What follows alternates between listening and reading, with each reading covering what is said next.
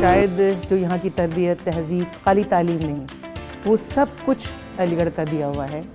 علی گڑھ کی خوبی یہ ہے کہ سینس آف بلانگنگ اور سینس آف پارٹیسپیشن، احساس شراکت، احساس وہ جتنا علی گڑھ کے اندر ہے دوسرے اداروں میں دیکھنے کو نہیں ملتا۔ اساتذہ سے ایک کنیکٹ تھا اسٹوڈنٹس کا، وہ تھوڑا سا کمزور ہوا ہے۔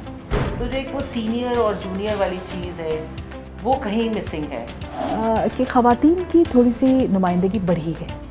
مسلم یونیورسٹی کے متعلق پرسیپشن ابھی تک لوگوں کا کلیئر نہیں ہوا ہے۔ آپ کہیں پر بھی پوری دنیا میں جائیں گے، the AMU community will greet you with so much warmth because we are there. From Alaska to Australia we are there. تو ایک وائس چانسلر آیا تو اس سے پوچھا بھائی تم کیا کرتے تھے، تو کہنے لگے میں وائس چانسلر تھا۔ کہنے لگے یہ زندگی میں دوزخ دکھایا، اسے جنت میں بھیج دو۔ مجھ سے بھی وہی سوال کیا، میں نے کہا میں 2 یونیورسٹی کا وائس چانسلر رہا ہوں، تو کہنے لگے اسے دوزخ کی عادت پڑ گئی، اسے دوزخ میں بھیجو۔ ناظرین آداب، علی گڑھ نوسٹالجیا میں آج ایک بہت ہی خصوصی پینل کے ساتھ ہم لوگ حاضر ہیں علی گڑھ کی مزید کچھ باتیں کرنے کے لیے۔ میرے ساتھ موجود ہیں پروفیسر پرویز طالب صاحب، مینجمنٹ فیکلٹی میں سینئر پروفیسر ہیں، یونیورسٹی کے مختلف عہدوں پہ بھی فائز رہ چکے ہیں۔ ان کے مقابل ہیں پروفیسر تمکین خان صاحبہ، department of obstetrics and گائنیکالوجی JNMC میں ہیں، بہت سینئر کلینیشین بھی اور ٹیچر بھی، ہر دل عزیز۔ اور ان کے مقابل ہیں پروفیسر راحت ابرار صاحب، یونیورسٹی کی خدمات انجام دی ہیں یہاں کے پیاروں کی حیثیت سے ایک عرصہ دراز تک، اور اردو اکیڈمی میں بھی ڈائریکٹر کے عہدے پہ فائز رہے۔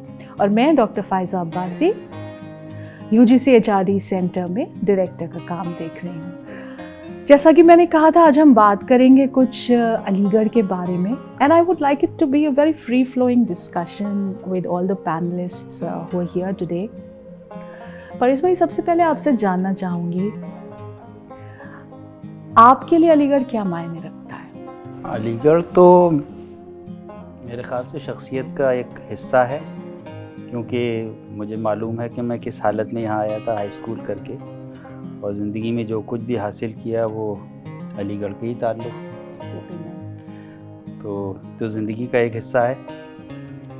اور جیسے کہتے ہیں کہ choose a job that you like and you never work for a day, تو کبھی لگا ہی نہیں کہ کہیں کام کر رہے ہیں، بالکل ایسا لگا کہ ہماری بس زندگی کا ایک پارٹ ہے۔ جی، اور مجھے یقین ہے بہت سے لوگ آپ سے متفق ہوں گے اس طرح سے زندگی کا حصہ جو علی گڑھ کو مانتے ہیں اور بہت بخوبی اس کو جی رہے ہیں۔ تمکین آپا، اگر علی گڑھ نہیں ہوتا آپ کیا ہوتی، کہاں ہوتی؟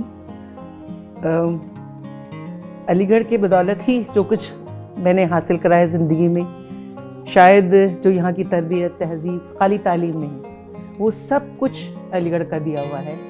اور میرا سب سے پہلا مجھے یاد ہے دن تھا عبداللہ اسکول میں، پھر کالج میں، ویمنس کالج میں، اس کے بعد یہیں پہ میڈیکل کالج میں۔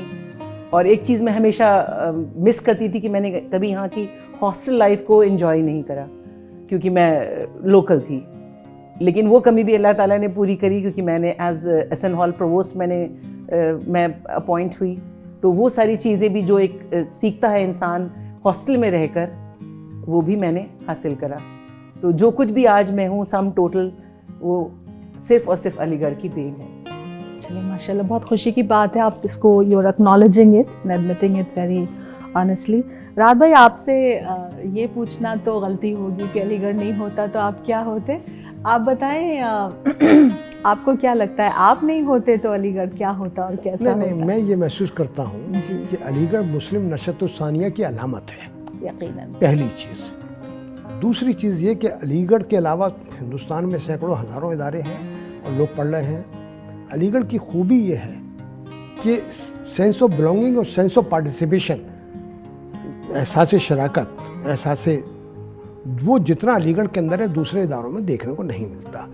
اس کا نتیجہ یہ ہے کہ پوری دنیا میں جو علی گڑھ کے اولڈ بوائز ہیں وہ اپنی ماں سے جتنی محبت کرتے ہیں اتنی ہی محبت اپنی مادر دستگاہ سے کرتے ہیں۔ بالکل۔ تو یہ علی گڑھ کی سب سے بڑی خوبی مجھے نظر آتی ہے، کیونکہ میرا تعلق پبلک ریلیشن سے رہا ہے اور میں نے پوری دنیا کے اولڈ بوائز کو کس محبت اور کس عقیدت سے دیکھا ہے۔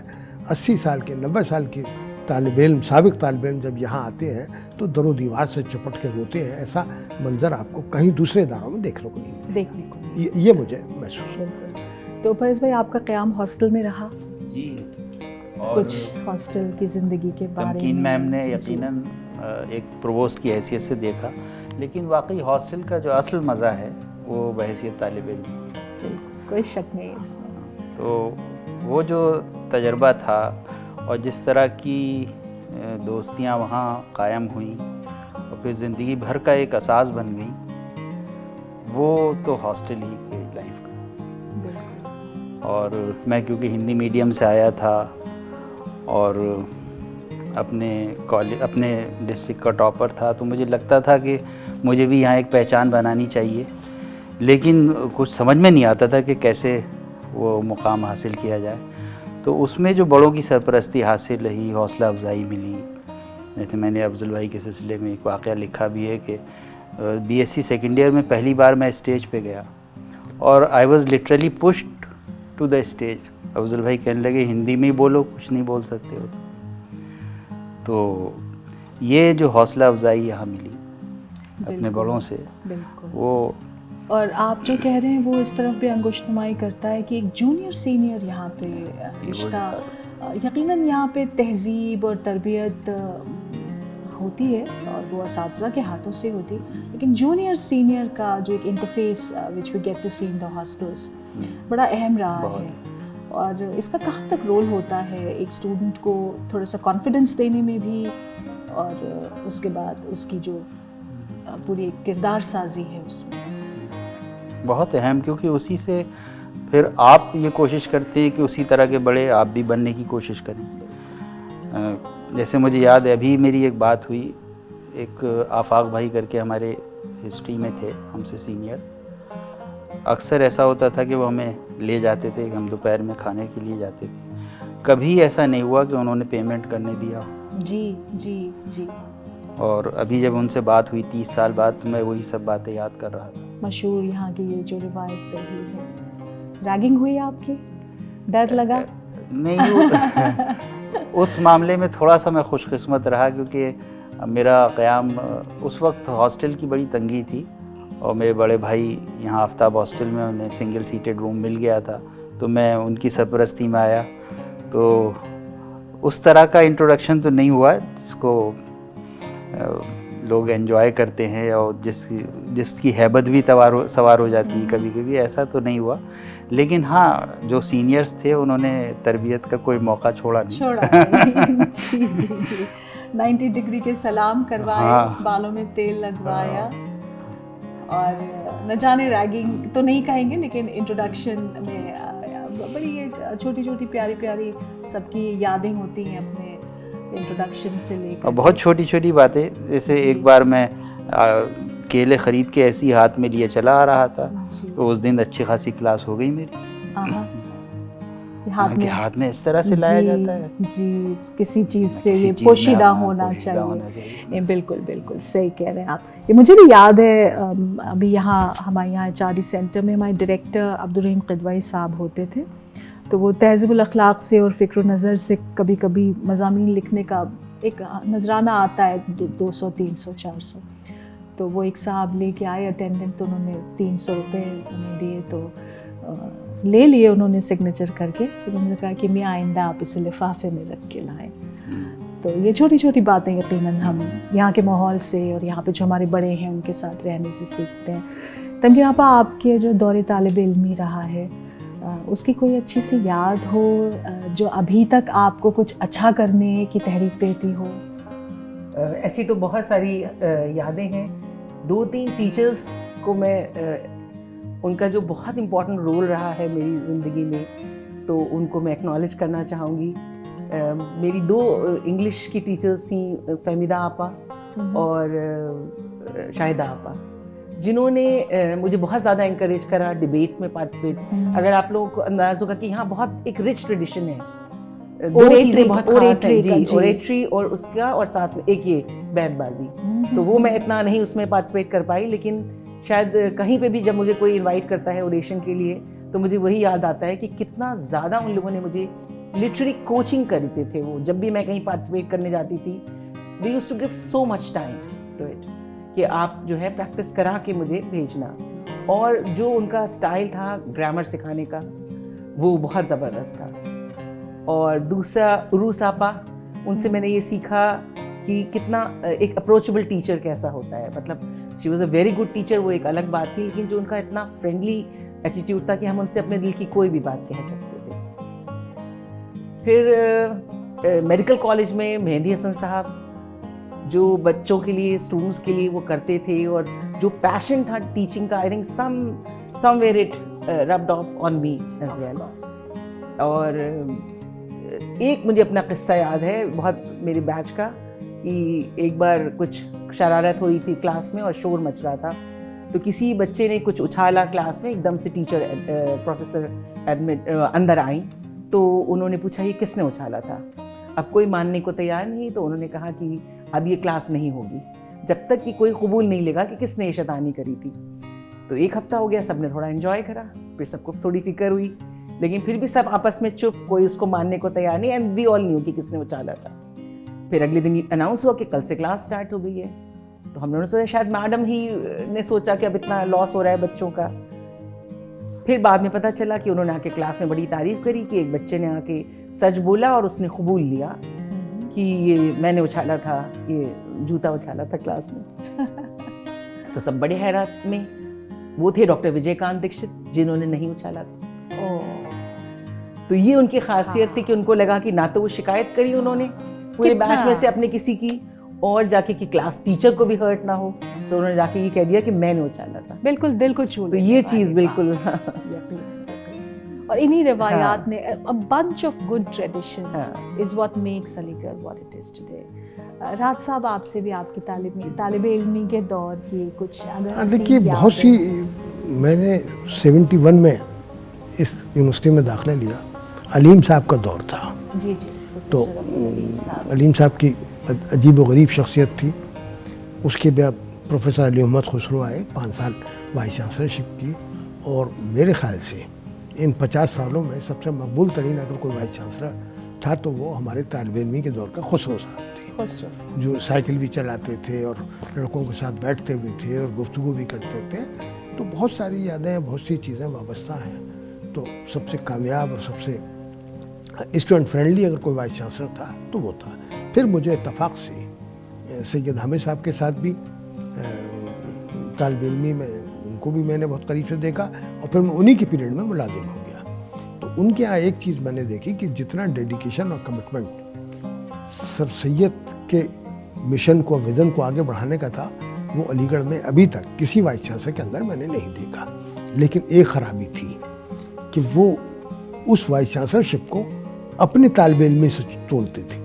40-45 साल में यूनिवर्सिटी में बड़ी तब्दीलियाँ आई, उसके हिसाब से आदमी बदलता रहता है, उसके मिजाज बदलता है, रिवायत बदलती है, यूनिवर्सिटी की ज़रूरियात बदलती हैं. वो अपने दौर में 40 साल से आगे नहीं बढ़ पा रहे थे. तो ये प्रॉब्लम्स आई और उसकी वजह से काफ़ी हड़तालें रही, हंगामा रहा हो रहा, लेकिन एक मजबूत इंसान के तौर पर उन्होंने यूनिवर्सिटी को चलाया बहुत उम्दा तरीके से. बहुत सारी यादें हैं. हमारी भी रैगिंग हुई, इंट्रोडक्शन हुआ, सब कुछ हुआ, वो होता था. अब इस वक्त मुझे ये लगता है, क्या कैफियत होती है हाँ, नहीं, मुझे ये लगता है बिल्कुल अचानक, मुझे ये लगता है ये 20 साल से 25 साल से रैगिंग तो छोड़िए, इंट्रोडक्शन भी यूनिवर्सिटी ने बंद कर दिया है. तो उसकी वजह से वो जो सीनियर और जूनियर का जो तस्वुर था और वो था, वो ख़त्म होता जा रहा है.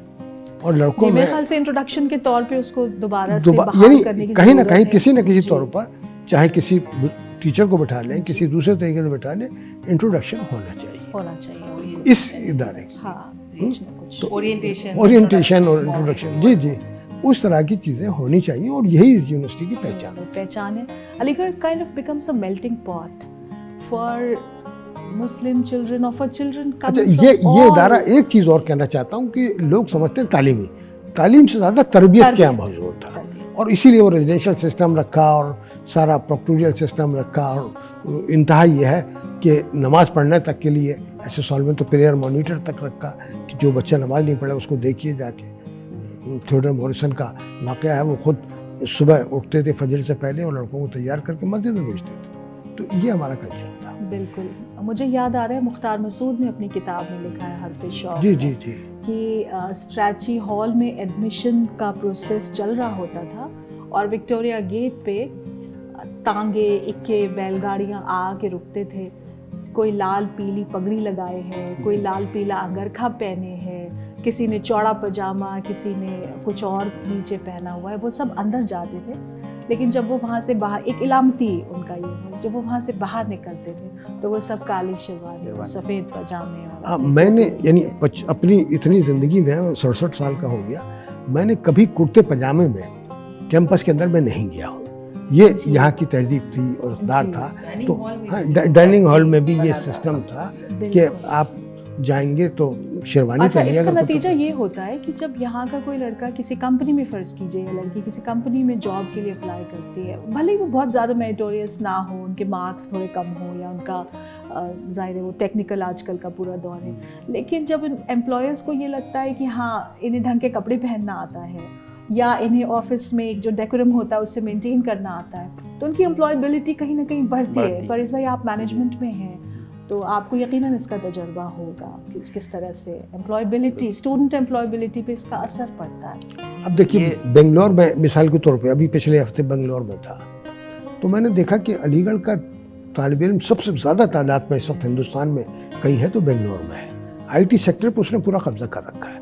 میٹرو کا جنرل مینیجر جو ہے وہ علی گڑھ کا ہے. تو سب لڑکے جو ہیں یہی وجہ تھی. آپ سے ہم جاننا چاہ رہے ہیں. اصل میں آپ نے ابھی مختار مسعود صاحب کا ذکر کیا, انہوں نے 2 باتیں ایک اور اپنی کتاب میں لکھی ہیں کہ علی گڑھ میں 2 روایتیں تھیں. ایک تو یہ سیٹرڈے نائٹ جیسا آپ نے ذکر کیا ہی, ایک اور روایت تھی جو ہم لوگوں کے دور میں آ کے ختم ہو گئی تھی, لیکن وہ بڑی ایک اہم روایت تھی. وہ تھی جب الیکشن ہوتا تھا اور الیکشن ختم ہو جاتا تھا تو جو کینڈیڈیٹ ہار جاتا تھا اس کے چیف سپورٹر کا جنازہ نکالا جاتا تھا. اس کا مقصد یہ تھا کہ اب الیکشن ختم ہوا, اب بس سارے اختلافات ختم ہو گئے. تو اس میں انہوں نے ایک آخری جملہ ادا کیا ہے, بہترین جملہ ہے, کہ دراصل مقصد یہ تھا کہ اپنی کمیوں پہ اور اپنی ناکامیوں پہ ہنسنا سیکھو. بالکل. تو اگر آپ غور کریں کہ امپلائبلٹی سے اگر اس کو لنک کریں کہ اگر کوئی شخص کارپوریٹ سیکٹر میں جا کے اپنی کمیوں کا احساس کر لے اور ان کا ازالہ کرے, اور ناکامیاں بھی is part of the life, شیب و فراز تو آنے ہی ہے ہر کسی کی زندگی میں.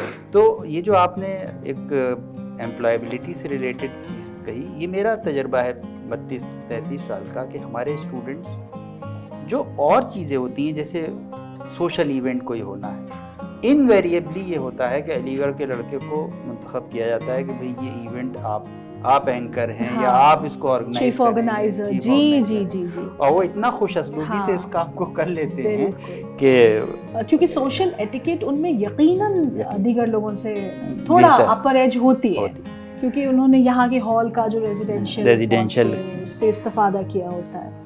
ہاسٹل لائف کے اس سلسلے میں ہاسٹل فنکشن آرگنائز کرنا ہے, ہال فنکشن آرگنائز کرنا ہے, اس سے اتنا سیکھتا ہے آدمی کہ وہ پھر, اور یہ سب چیزیں انکانشیسلی امبائب کرتا ہے ماحول سے اور اطراف سے. اگر ہم لوگ ان روایتوں کو ایسے ہی آگے زندہ رکھیں اور مضبوط کرتے جائیں تو مجھے لگتا ہے کہ علی گڑھ کا کبھی بھی امتیاز یہ نہیں رہا کہ اکیڈمیکلی بڑے برائٹ لوگ ہم یہاں پر یوز کریں. ایک اچھی انڈرسٹینڈنگ کے لوگ جو جب باہر جاتے ہیں اور جو چیز ان میں کمی ہوتی ہے وہ سیکھ لیتے ہیں. جیسے ٹیکنیکل اسکلس کی آپ نے بات کی, وہ بہت جلدی پک اپ کر لیتے ہیں, وہ سب سے آسان بھی ہیں ان کو پک اپ کرنا. لیکن یہ مزاج بنانا, وہ شخصیت سازی اصلی جو ہے وہ علی گڑھ کا یہاں ہو جاتی ہے, اور وہ علی گڑھ کا امتیاز ہے. جو ریزیڈینشیل کیریکٹر ہے نا وہ basically that helps to deliver جو ہڈن کریکولم ہے, پورا آل راؤنڈ پرسنالٹی بنانا بچے کی. کیونکہ میں بتا رہی ہوں جیسے جب میں پرووسٹ تھی, آئی تھنک آلموسٹ ایوری 2 ویکس کوئی نہ کوئی ایکٹیویٹی ہوتی ہے جس سے بچے کے ٹیلنٹ جو ہے وہ اور بڑھتا ہے, بہت نکھرتا ہے, کریٹیوٹی اس کی اور بڑھتی ہے. تمکین اب آپ چونکہ ڈاکٹر ہیں اور آپ ڈاکٹرز کو پڑھاتی ہیں, ڈاکٹرز بناتی ہیں, ایسا مانا جاتا ہے کہ ڈاکٹرز انسان نہیں ہوتے.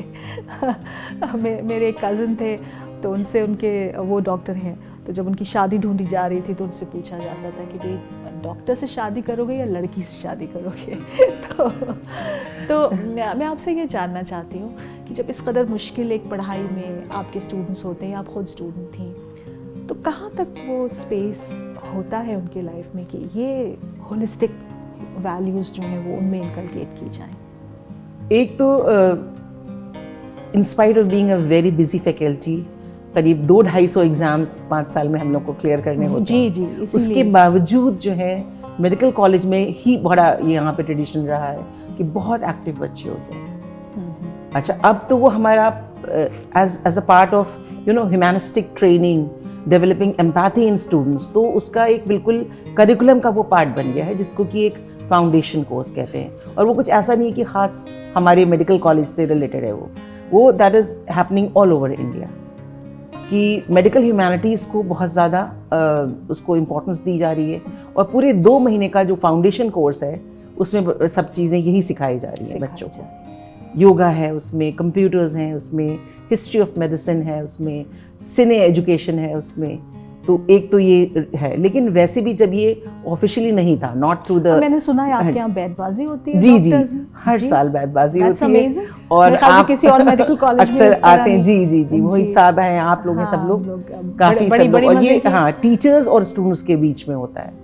تو وہی سب چیزیں جو ہیں جو پرانی ہماری, ایک ہانڈی پھوڑ ہوتا ہے, ایک ہر سال ایک کالج ویک ہوتی ہے, 1 whole week جو ہے وی جسٹ سیلیبریٹ ہیومینٹیز. یہ تو بہت خوشائن بات ہے کہ اس قدر مصروف رہنے کے باوجود and despite being performing under such pressures, the medical students, medicos as well as the teachers, they take part in this and they feel great.